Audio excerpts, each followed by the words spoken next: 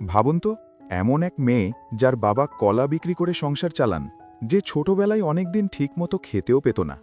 সেই মেয়েই একদিন এশিয়ার শক্তিশালী দলগুলোর বিপক্ষে দাঁড়িয়ে একের পর এক অবিশ্বাস্য সেভ করে পুরো ফুটবল বিশ্বকে চমকে দিল।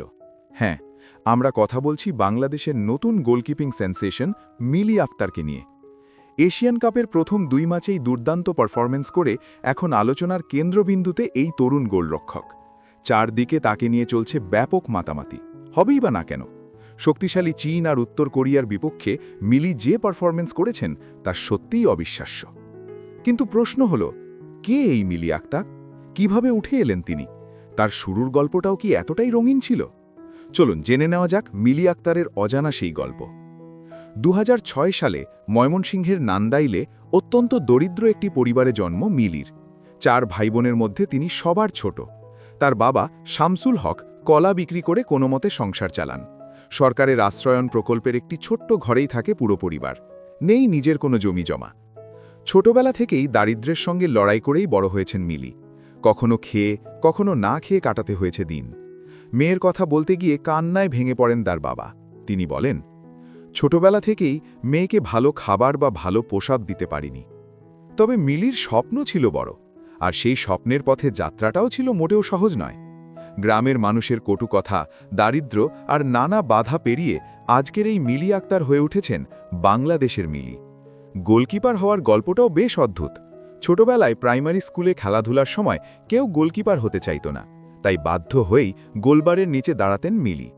একদিন একটি টুর্নামেন্টে তিনি অবিশ্বাস্যভাবে একটি পেনাল্টি ঠেকিয়ে দেন, আর সেই মুহূর্তেই উপস্থিত দর্শকদের প্রশংসায় ভেসে যান ছোট্ট মিলি। সেই এক সেভই যেন বদলে দেয় তার জীবনের পথ। এরপর ধীরে ধীরে নিজের গোলকিপিং দক্ষতার জানান দিতে শুরু করেন তিনি। নজর কেড়ে নেন সবার। স্থানীয় এক কোচ তার খেলায় মুগ্ধ হয়ে তাকে বাংলাদেশ সেনাবাহিনীর দলে খেলার সুযোগ করে দেন। সেখানেও নিজের প্রতিভার প্রমাণ দেন মিলি।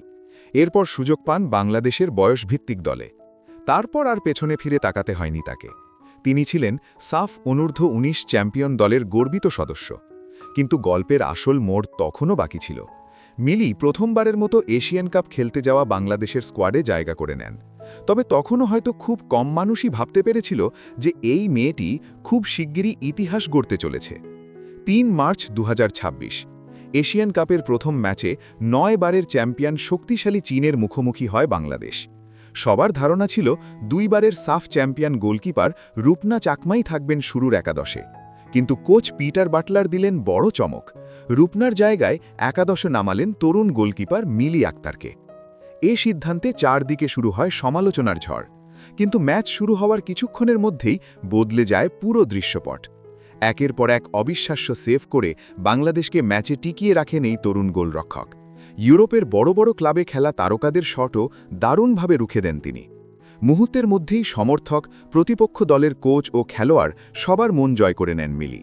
তার পারফরম্যান্সে মুগ্ধ হয়ে অনেকেই মিলির মধ্যে দেখতে পান প্রাইম আনিসুর রহমান জিকোর ছায়া। তবে কোচ পিটার বাটলারের চোখে মিলি তার চেয়েও বেশি কিছু। সবকিছু মিলিয়ে মনে হচ্ছে মিলি আক্তার জন্য জানিয়ে দিচ্ছেন বাংলাদেশ ফুটবলের নতুন দিনের আগমনী বার্তা।